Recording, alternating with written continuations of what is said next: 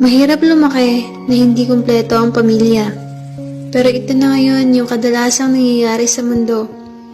Ginawa ko tong tula na to para sa mga katulad kong lumaki na hindi kasama ang magulang o di kaya ay tulad kong broken family. Oo, broken family, salitang napakasakit pakinggan at napakahirap pagdaanan ng kahit sinong nakaranas na. Ma? Pa? Ang dami kong gustong sabihin at itanong sa inyo. Anong nangyari?